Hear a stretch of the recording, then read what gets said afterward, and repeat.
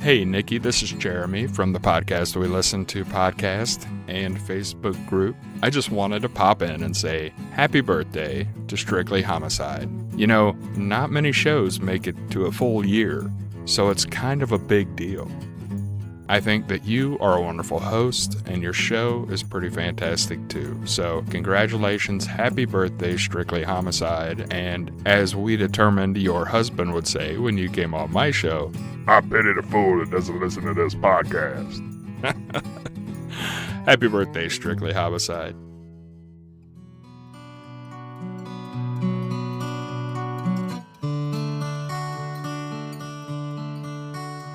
One piece of smart technology could help solve a murder mystery in Arkansas.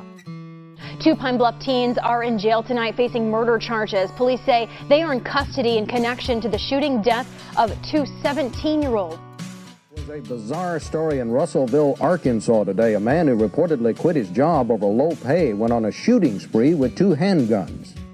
Tributes are pouring in for Ann Presley. The Little Rock TV anchorwoman died over the weekend. A suspect in the deadly Fayetteville shooting on New Year's Day in court this morning. A Little Rock mother is pleading for help tonight. She is asking anyone. Thanks for listening to Strictly Homicide, an Arkansas true crime podcast covering lesser-known cases out of the natural state.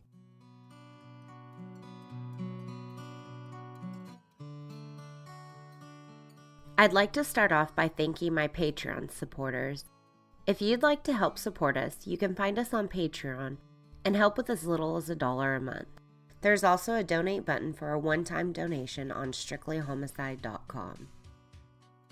Please stay tuned until the end of the show to hear a few promos from some of my favorite shows.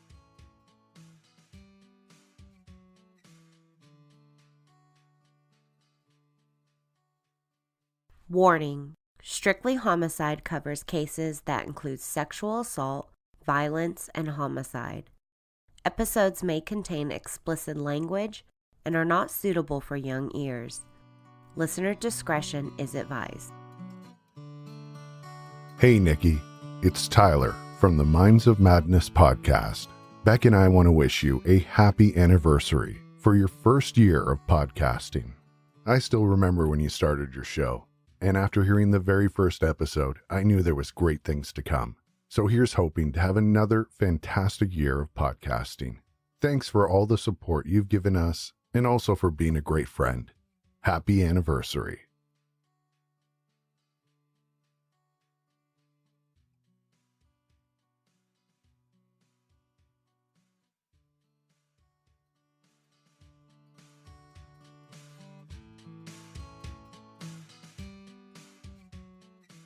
Hey y'all, so this is a special episode because we just celebrated our first anniversary of the show.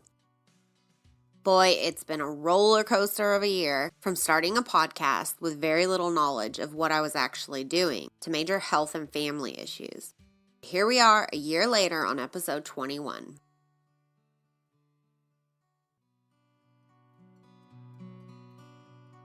For this episode, I'll be covering a case that occurred in 2018. So it's real current. I'll be sharing some recordings from fellow hosts and listeners as well.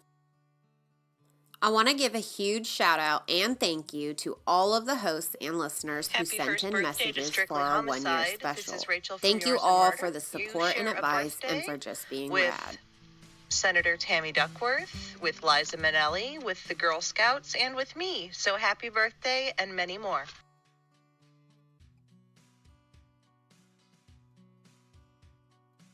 Nikki, I want to wish all the Strictly Homicide fans a happy first year anniversary. This podcast has been amazing. You are one of the hardest working women in the business, and I can't wait to hear what you have next.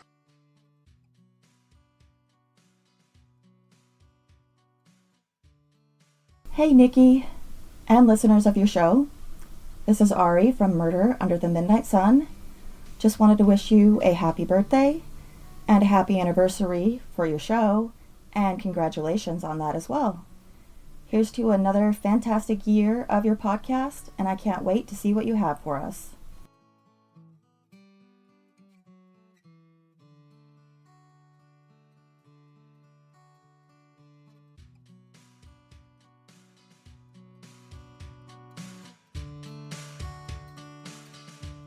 Before I get to the case, I want to give all of my listeners a huge thank you and let you know how much I appreciate every single listen. I also owe an enormous thank you, and I'll probably never be able to thank you enough, to all of my Patreon supporters. And if you're not a supporter and want to be, just visit us at www.patreon.com/strictlyhomicide. I also want to say thank you to all the listeners who have left helpful reviews, good or bad. Now that I've gotten that out of the way. Hi Nikki, it's me, Minna. I wanted to wish you a happy first anniversary. Yay! It's a big deal, and not too many people make it this far. You started a bit after me, and I've been following you and listening to your podcast from the start. I really enjoy the content you put out, and I think you're doing awesome. Please keep up the good work. I can't wait to meet you in Chicago.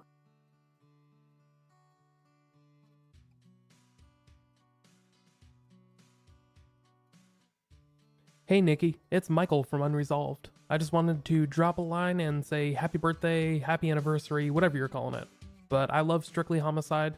It makes your weird, somewhat boring state a little more interesting, if that makes sense. But I love the show. Keep up the great work. Happy birthday.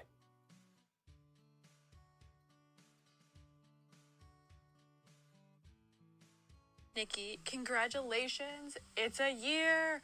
I can't believe it. It seems like just yesterday that you started, and how crazy is it that it's been a year of podcasting for you? I'm so proud of you, and I hope the next year is full of just as many triumphs.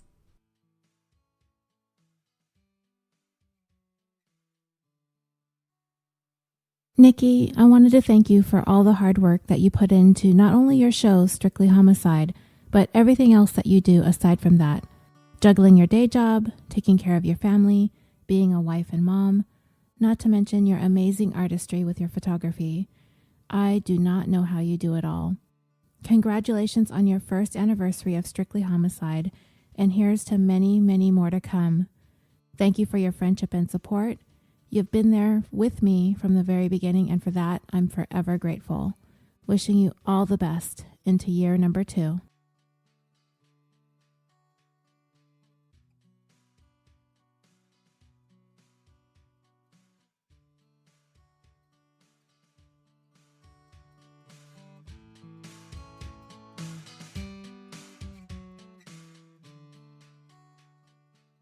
Now on to our case. It was a hot Sunday afternoon in the middle of July in Arkansas. Most of the state's residents run their errands on Sunday afternoons. 72-year-old Elvia Frogstein was one of those residents. Elvia was a successful businesswoman from Colombia where she owned 2 successful alcohol companies. She met her husband Helmut later in life, and they eventually married in 2000. That year, she moved to the United States and spent her retirement years between Arkansas and Wisconsin. Elvia and Helmut spent a lot of their time with their grandkids, describing those moments as the greatest enjoyment. They also spent a lot of time with their church and traveling together. When the local news interviewed her husband, he described her as the most beautiful, most gentle, most generous, impressive woman that one could meet. She was truly loved by all that knew her. She was the most beautiful, most gentle, generous, impressive person that one could meet. And if I could use a metaphor, if Elvia would walk across a pasture and she would bend a leaf of grass, she would turn back and raise it up and make sure it will go again. That's how gentle she was. On July 8th, Elvia and Helmut ate breakfast together and then headed out on their own to enjoy their individual hobbies. This was a pretty normal thing for the couple. Helmut was working on a project in his workshop, and Elvia went shopping. She made a small trip to Kroger to pick up some groceries and a TJ Maxx card. stopping by the Starbucks kiosk to grab a bite and drink. She exited Kroger and walked to her silver Honda CR-V, where you can see her on camera entering the vehicle, carefully backing out and heading east on Salem Road. In the video footage, you can see her driver's side visor with a garage door remote attached. Elvia is next seen on video footage entering TJ Maxx. After she purchased some clothes and sunglasses, she exits the store, walks to her vehicle, and gets in. At about 3:46 p.m., her vehicle is seen on video leaving the parking lot at a high speed, driving carelessly. The vehicle is seen on camera in front of Target. Same silver Honda CR-V, the driver's side visor down with a black garage door remote clipped on it. The same vehicle from the Kroger footage, but not driving the same at all. Next, the vehicle is seen on footage behind Target with a male in a white t-shirt. The driver pulls over and movement is seen in the video before the vehicle drives off. Around 5 p.m., Helmut came into their home for supper, only to find an empty house. He wasn't worried though, because Elvia was known to let her shopping trips run a bit late. Helmut ate his supper and headed back to his project. When the sun began to set, he thought his wife was exhausted and might have fallen asleep on the couch. He finished his project and headed into the house, only to be shocked that the home was again empty.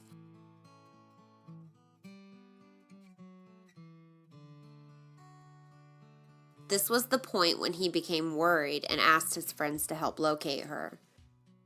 They went to the Conway Police Department because it was the biggest one nearby. But Conway let them know that that wasn't their jurisdiction, so they returned to the home where Helmut checked his bank account and called 911. It was about midnight when he got through to the Faulkner County Sheriff's Office.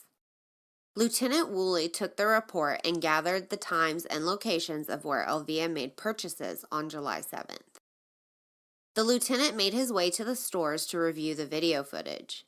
They immediately started viewing more video footage, looking for potential suspects. Helmut was distraught during the days that went by, with no signs of his loving wife, but he said that he had to put all his faith in law enforcement that they would find her.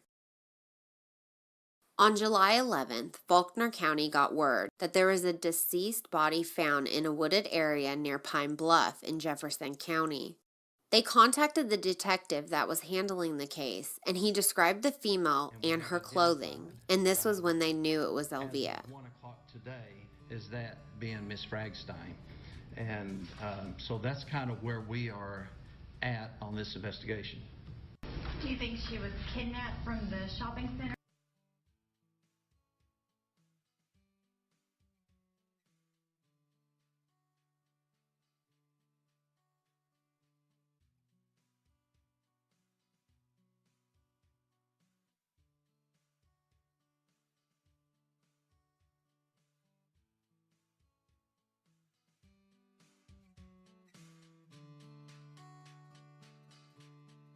The lieutenant began discussing possible motives, and the detective mentioned a gang called MG, which stood for Murder Gang.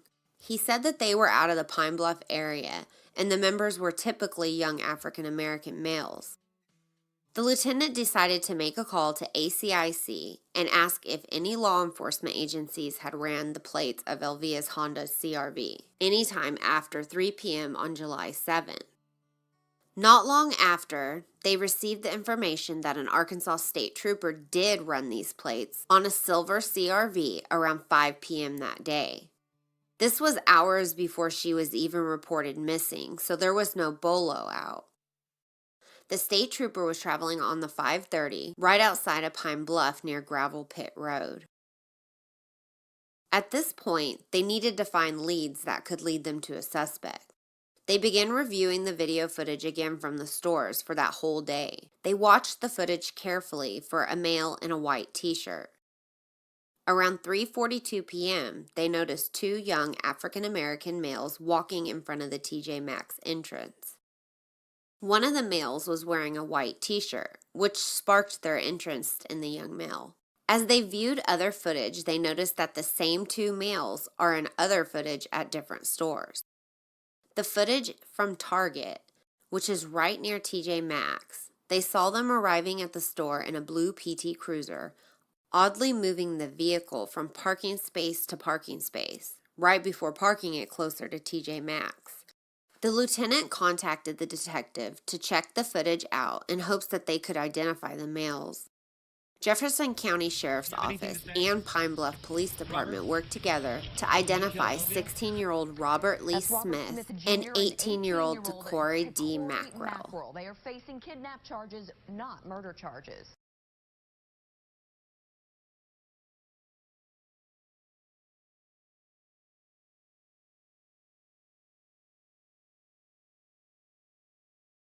Law enforcement immediately started circulating the information through the media and on social media, which would then bring forth witnesses. A female came forward and stated that she couldn't remember the exact date, either the 9th or the 10th, that she was at Robert Smith's sister's house when they met Tocorey and his girlfriend. She said she witnessed Tocorey giving Robert's sister keys to a vehicle she described as a silver Honda with a sunroof. When they asked her to describe anything she can remember, she said that there was parts missing around the radio area, the steering wheel had controls, and while looking for an auxiliary port, she noticed men's boxers near the sliding console. She said while they were driving in the vehicle, Tocorey made a call to the driver, Robert Smith's sister, and told her to bring the vehicle back. The next day, the female said she needed a ride to run a few errands, so she asked Dominique, Robert's sister. Dominique gave her a ride to Family Dollar and Doubleheader, which is the game store. After errands were ran, the witness was then dropped off at home, and when she exited, she almost forgot her belongings, so she stopped the vehicle to retrieve them. This is when she noticed female belongings and pink nail polish. The witness said that Tocorey and Robert returned later in the vehicle, and it seemed like they were on edge. When they entered the home, they began pacing and talking to each other, when she overheard one of them state that the police were hot. She said that night Robert and Tocorey parked the vehicle behind the house, hiding it from view, and then they left. The next day, Robert, Tocorey, and Robert's dad arrived at the home in their blue PT Cruiser to move the vehicle. When the witness questioned Dominique about the vehicle, she said that they told her they got it from an old white guy in Conway. The witness's sister stated that she woke up on the 11th to see the vehicle parked behind their home. Dominique told her that the vehicle was stolen and the local chop shop wouldn't take any newer vehicles. She then told her that they needed to remove the vehicle from her home or else she was going to be arrested and lose her children, and she didn't want to be involved. She then phoned the guys and told them to remove the vehicle immediately. Not long after that call is when they arrived in the PT Cruiser, and she heard them say something about taking the vehicle to Conway, but she wasn't sure. She left for the day, and when she arrived, the guys had done what she said and removed the vehicle. On July 13th, Tocorey was arrested on unrelated charges, so the lieutenant conducted an interview with him. Tocorey's story was that he was in Texas and he recently returned and hasn't been to Conway in years. When questioned about his friendship with Robert Smith Jr., he claimed that his people fought with Smith's people, so they didn't hang out. At that point, the lieutenant showed Tocorey images of him and Robert together in Conway, on the day and time of Elvia's disappearance. At this point, Tocorey knew the evidence was there, and said he rode to Conway with his mother and Robert picked him up off Oak Street from a bingo hall. They then decided to go look for girls at Conway Commons Shopping Center, where Elvia was last seen. He said once they arrived, they drove around getting high and looking for girls. When the Honda was brought up, Tocorey immediately got defensive and his demeanor changed drastically, until he finally exercised his right to legal counsel, which ended the interview. A search warrant was executed and they searched through his phone, They found a correspondence between Taquari and his girlfriend on July 7th around 10:27 a.m. He texted her, "I'm finna go to Conway." She responded at 10:56 a.m. asking where he was. At 10:57 a.m. he responded, "McDonald's in Conway." On July 10th at 1:30 p.m., Taquari texted his girlfriend and said, "I'm sorry for getting loud. It's just Tasha say on the news, in Conway, a truck got stolen. I'm finna get off of it today or tomorrow."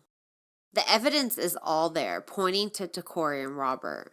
The video footage places both males at the TJ Maxx and can be seen 1 minute before she exits. Then 3 minutes later, the vehicle driving crazy out of the parking lot. The footage that places a black male wearing a white t-shirt in her vehicle, and the earlier footage showing Taquari in a white t-shirt. Then there's the state trooper who ran the plates of the Honda 72 minutes later near Pine Bluff. Then the sworn witnesses, who confirmed Taquari and Robert were in possession of a silver Honda CR-V.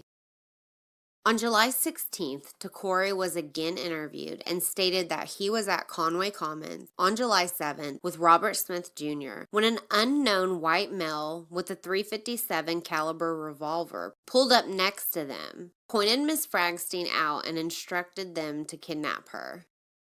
He said she entered the driver's side of the vehicle and he got in the back seat when he then reached around and grabbed Elvia, pulling her into the back seat next to him. Robert then entered the vehicle, wrapped his belt around her legs, while Taquari wrapped his belt around her arms. They then pushed her down into the floorboard, while Robert got in the driver's seat and took off. He claimed the unknown white male then got in the back seat and began punching her in the stomach and face. This was when Elvia started screaming. She was scared for her life. Robert said because of that, he knew that she was still breathing.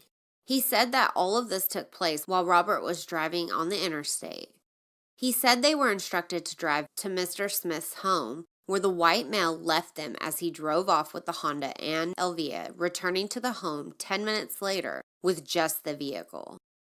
The longer that they interviewed him, the more Taquari's story changed. Now the white male was holding Elvia down with his feet until they reached a dirt road and forced them out of the vehicle, all while dragging Elvia out by her feet. He said the white male then said to Robert, "Cuz, help grab her," because her head hit the ground. He said they all got in the vehicle and went a different direction. When questioned if she was alive when he left, his response was, "She was beat up, and when her head hit the ground, boom. Her head just hit, bop. Then no words were said. Nothing. And if your head hit the ground that hard and don't say nothing, then yeah, she probably did before they got down the dirt road." The lieutenant asked him when the last time he heard her speak, and he said that it was around Little Rock, which is about 45 minutes away, when he heard her moan. When asked about the white male, Taquari didn't even know his name. He said he just pulled up beside them and was strapped with the .357, so they did what he said. They reviewed the video footage again, looking for this white male, and no evidence was found. On July 16th, a search warrant was executed, and they searched Robert's home. They found the clothes he was wearing that day, which contained suspected bloodstains. 16-year-old Robert Lee Smith Jr. and 18-year-old Taquari D. Mackerel of Pine Bluff were both being arrested for capital murder. The next day, the silver Honda CR-V, abandoned and set on fire, was found in the 300 block of North Elm Street in Pine Bluff. The medical examiner's report was released, and Elvia's cause of death was found to be strangulation and blunt force trauma to the chest and cervical spine, ruled as a homicide. Both boys were being charged as an adult with theft of property, aggravated robbery, kidnapping, and capital murder, and both boys pled not guilty. Elvia's husband attended all of the court hearings, sitting in the front row behind the prosecutors. Many residents of Faulkner County who never even knew Elvia came to support the victim's family. Many spoke about the fear that they now have when leaving their own homes.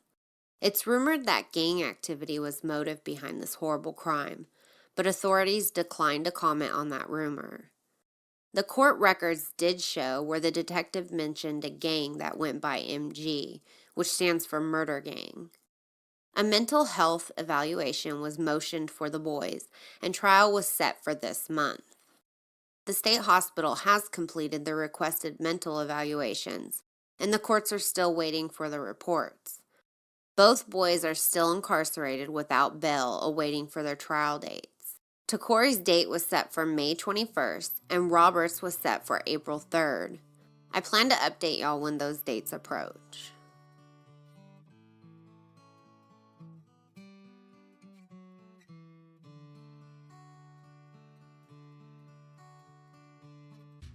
Thank you all again for downloading episode 21. On the next episode, we'll get back to the Rushed Execution series and cover the case of Stacey Williams. I also want to remind you that this July, I will be at the True Crime Podcast Festival. So go get your tickets, and we'll see you there. Hi, it's Charles from California True Crime, and we want to wish one of our favorite podcasts, Strictly Homicide, a happy anniversary and birthday. We can't wait to listen to another year of Nikki T and her amazing podcast.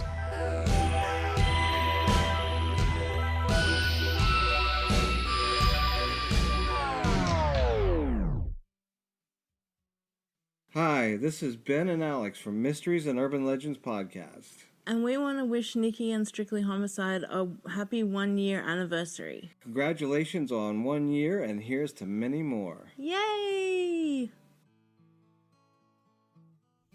Happy 1-year anniversary, guys, at Strictly Homicide. With lots of love from Bethan from Seeing Red. I wanted to say happy anniversary birthday to the Strictly Homicide podcast. This goes out to Nikki, the host. We've exchanged Facebook comments back and forth, some funny ones, some way out there ones, but it's been fun. This is Robert of the Bits For You podcast. Again, I hope you have a fantastic fucking anniversary for your podcast. Strictly Homicide podcast. Check it out. Strictly Homicide is written, hosted, and produced by me, Nikki T. The original music is done by Mr. T. No, not that one. My Mr. T. If you are a fan of the show, please make sure you are subscribed on iTunes and please rate and review the show. You can also find us on Patreon where you can support the show for as little as $1 a month. If there is a case that you would like to discuss, or if you have any comments, corrections, or suggestions, send us an email at strictlyhomicide@yahoo.com or on social media. You can find us on most social media sites by searching Strictly Homicide Podcast and on Twitter as @StrictlyHMICIDE. That's Strictly Homicide with no O. You can also visit our website, strictlyhomicide.com. Stick around to hear a few promos from some of the best podcasts around, and until next time, y'all stay safe, especially you, Arkansas. Hey Nikki, it's Tanya Todd, listening from Canada. Just wanted to say happy anniversary, and can't wait to see you in July in Chicago. Strawberry hugs and kisses. Bye. Hey there, Strictly Homicide Podcast. I want to congratulate you for your first anniversary. And I'm so absolutely thrilled that you guys stuck with this and you made it through. In case you can't tell, it's me, Lee, from Murder Was the Case. And I'm just so happy that it's working out for you. So you keep it up, okay? I better go now. Bye. California has the largest population in the United States and the site of some of the most famous true crime cases in history. But there's more than meets the eye to the crime in California. Join Sean, Jessica, and Charles on the California True Crime Podcast as they cover crime both infamous and overlooked from around our state, while looking at the deeper history that goes beyond beaches and movie stars.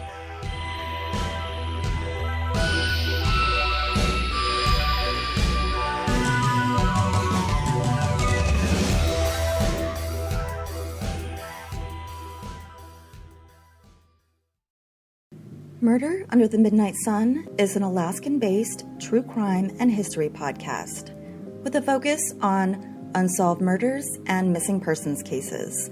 Available on all podcast platforms.